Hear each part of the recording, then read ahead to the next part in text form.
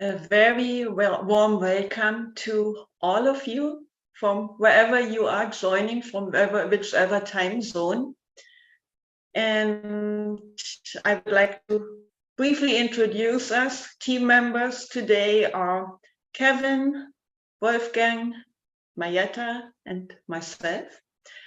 And we all belong to the Golden Rosy Cross. And on 3 Sundays out of the month, we offer this kind of presentation and exchange. And it is a series of sessions that try to lead us on a path of self-discovery, give us new insights in our seeking. And each week we focus on another topic, but it's all for our inner path. And you are also able to view or review the past sessions. They are all on YouTube. And also today's not the session, I'm sorry, the presentation is on YouTube, but not the exchange after this. And so it's today's meeting, only the presentation will be live streamed on YouTube, but after this not. So then we will basically be amongst ourselves. So we will get now into the presentation. I ask you to just stop your microphones, and then we will, the four of us will talk about today's topic, and after this then we'll have an exchange about what touched you, what you would like to ask or share with us. So I will begin just with a very brief recap of last Sunday's exploration. It was about karma and reincarnation. And the essence basically was that only the eternal part of our being is actually reincarnating. And that this is every incarnation brings us this great possibility that we maybe are able to break out of the cycle of birth, life, and death, and to find our way back to the universal life field. And so now we will go into today's topic, which is ego, personality, and soul beyond psychology. So when we hear or think of ego, personality, and soul, we see us in all of it. Our ambitions, passions, fears, struggles, desires, character traits, and even the deepest depths of our psyche. We call all of it our self. And when we refer to ourselves, have you ever noticed? We always point to the heart, not the head, not anywhere else. And this is, we intuitively know there's something so special about the heart, not only as an organ, even this is so fascinating, but we see in our heart not only the self, but the deepest essence of our being, our soul. And so in an ancient Hermetic text, it is said, direct your heart to the light and know it. Okay, thank you, Sasha. If you want to take this off again. So, and you might think, well, this all sounds very nice, but what is actually meant with that? How would we do it? Or are we even able to do this? In ancient times, the heart was also called the sanctuary of love. And this referred to a state of being, a state of being of true omnipresent life, of an all-encompassing love. And we probably all agree that this state of being, of love, cannot be reached or not even comprehended in our familiar state of I-centrality. It cannot be found in our world, in our life field. This love belongs to another life field, to the universal, eternal, or divine realm, because this love is the spirit, it is God.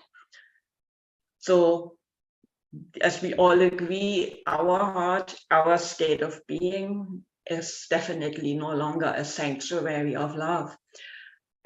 And our heart, our soul is the state of it. It's determined by our way of life, the present, but also the past, and even karmic influences, which was explained a little in a bit more detail last week. And our heart, our soul, it's impure. It's a battlefield of conflicting emotions. It's filled with fear and desire, struggle for control. There's no lasting harmony, no true love, because everything always changes. We might have or think we have it, and then it slips away again or even turns into its opposites. So we basically feel tossed around by outer circumstances, but especially by inner circumstances, what we have within us.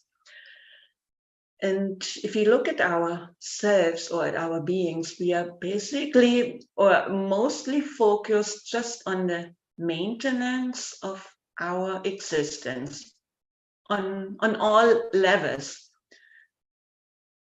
But there is something within us that seeks for something else, that knows that there is something else. And this is way beyond, it's beyond our ego, it's beyond all these daily struggles of life. This is this radiation of this one spark within us, in our heart, that actually belongs to the light, to this true love that was mentioned earlier. And this is the spark of God. It's not part of our ego, so I cannot in no way connect to it, not as an I or with an I consciousness. So if we follow this inner longing, this what we have within us, this inner knowing that originates from this spark, then there is over time, there's a change in our heart, in our being. So we become open to this radiation of the spirit. And this radiation, it is powerful. It, over time, it will be able to purify our heart, our entire state of being. It will be affected by us. So our thinking, our feeling, everything over time, it's a process.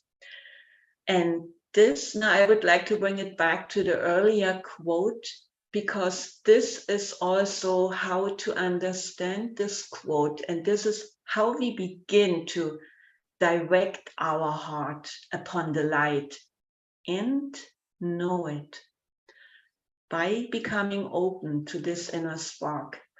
So we all have this possibility within us, and so this gives us a choice. We can direct our heart or our soul towards the I, the ego, and serve only the self, or mostly the self-maintenance of our existence. Or we make the decision that we want to try to begin to direct our heart towards the light and begin to serve the divine essence within us.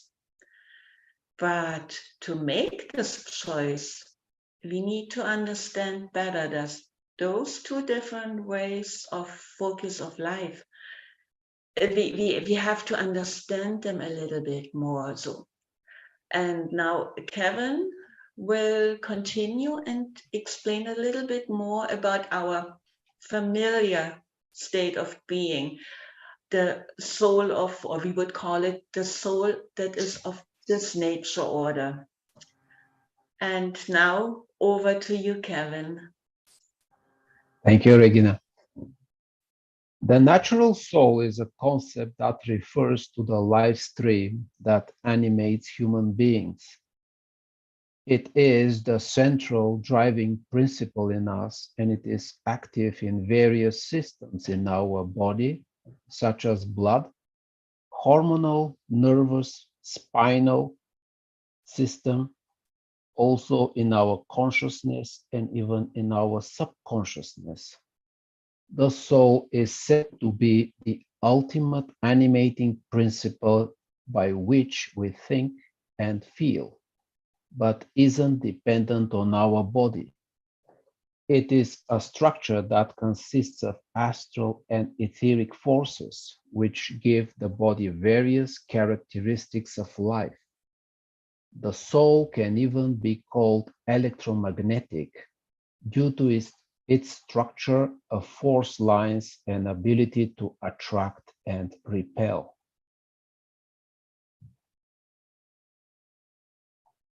The life animated by soul reveals itself as a dynamic process, making itself known in our thinking, feeling, willing, and acting. Our reactions to external influences are determined by our needs, problems, and by what we perceive to be our goal in life. Psychology is the scientific study of a human mind and its functions, especially those affecting behavior in a given context. We could also describe it as a way to understand our soul, the essence of our being. But even though it offers great help and deeper insight into the philosophical and mental state of our I, it can only describe the soul that is a part of this familial life of transiency, but never the life field of the one spark in the divine within our hearts. Also, all attempts of psychology to unravel the unconscious mind, also known as subconsciousness, can only delve into the parts of our being that belong to the familiar life field of this transient nature. Even though unconscious, they are still part of our I. We may be able to find insights or inspiration and creativity there because our unconscious mind is connected to our suppressed emotions, past experiences, and even karma. But we can never find the true eternal essence of our being in the unconscious aspects of our I. The divine, eternal spark in our heart is not part of our I and does not belong of this transient world. It is like a faint, steady voice within us that is always there, calling us and patiently. And now Wolfgang will cover a little bit more on the role of the ego. So it's up to you, Wolfgang. Yes, this faint voice that's in us, and we're not hearing it, or our ego is not hearing it, or our ego is drowning it out with all its activity, and so on. And the ego governs our personality system, and therefore it overpowers everything. So now the ego belongs to the world of the opposites. So it belongs to this physical body as a finer system. And as a task, it governs the whole system and makes us function in the world. And therefore, its not really bad. It just is what it is. And it's doing its thing for that, but it's not really helping us move forward. And so to explain this a little further, I have a little picture and a little story for you. You see a coach with horses and a driver, and each one of them symbolize something. So you start with the horses. They represent the will, the desires, the emotions, and the thinking. And the coach driver, he holds on to the reins. So the horses cannot really hear or follow any other lead other than the one who holds the reins. And who holds the reins is our ego. And the ego has been driving around with this coach for a long time with its own interests. And maybe it is even lost. And so that's, it's sort of stuck in a way. And the carriage or the coach is like our personality system, and the ego is the driver. So while this is all not really bad, there is yet the passenger inside, and maybe the ego elbowed the passenger back to his seat and won't listen to him. And the passenger is our soul, is that faint voice calling us within, but the coach driver isn't listening. And so he's running around the world and not really getting anywhere. So to make it short, the ego, after a long while of running around, will maybe realize that he's a bit lost, and maybe he will open up a little bit and listen to the passenger in the back, that faint voice that knows where to go, or at least has the intuition where to go, that pre-remembrance. And so the ego at a certain point will realize that it has a choice. Does it feed itself? Does it only push through the world with its own ideas? Or will it let that passenger have a say in life? And so again, the ego, we have a choice. And maybe after that, the ego can hear that faint voice. So there you go. Next slide, please. Finally, I understand that there is only one solution. God is love, as a fixed point in the center of everything. Therefore, also in the center of a human being, in the heart, dwells the God within, that I know as love. Can you feel from time to time who's driving your carriage? Can you tell if the ego is still holding the reins, or if the soul has a chance to voice its own desires?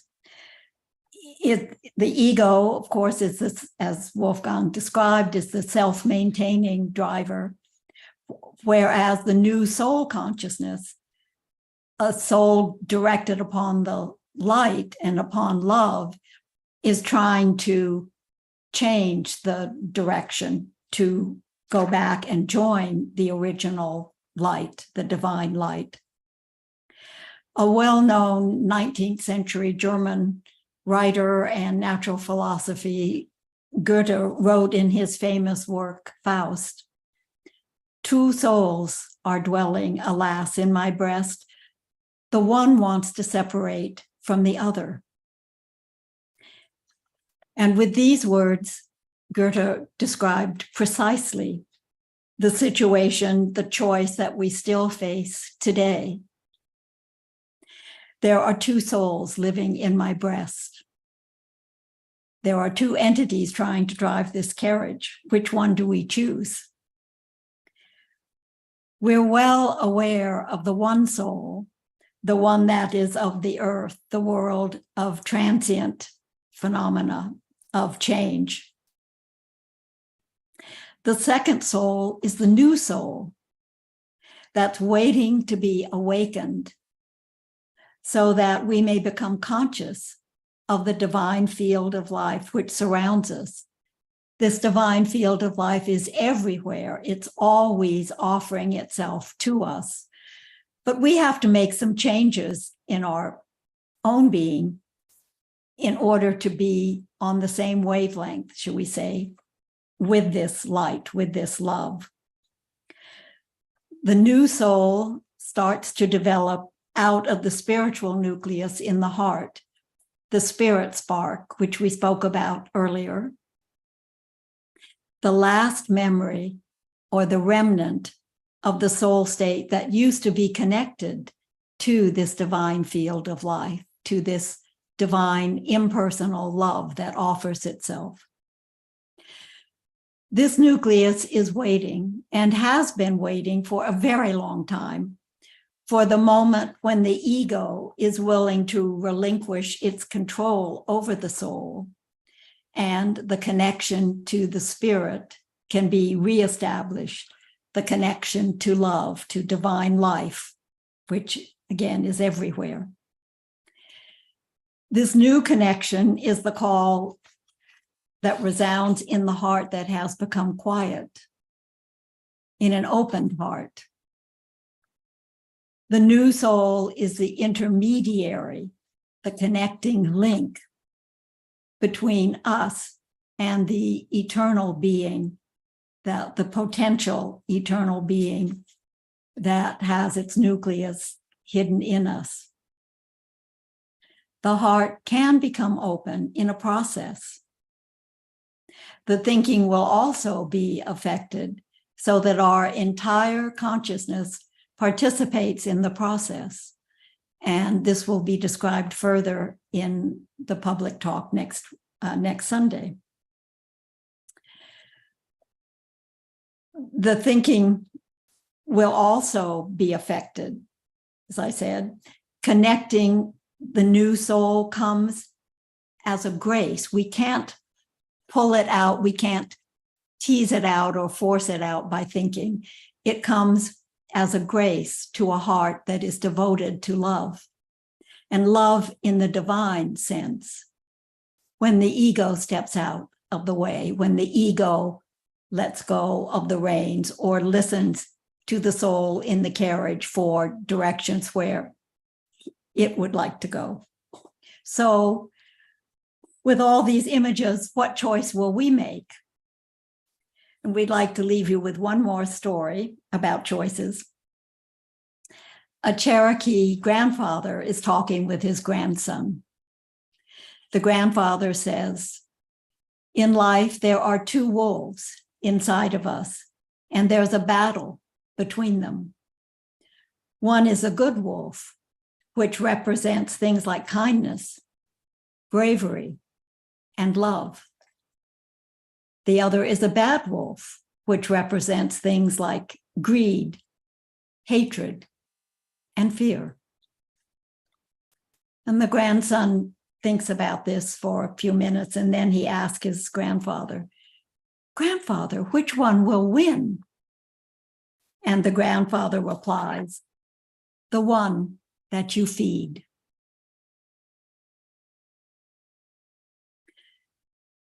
So with that, we would like to open up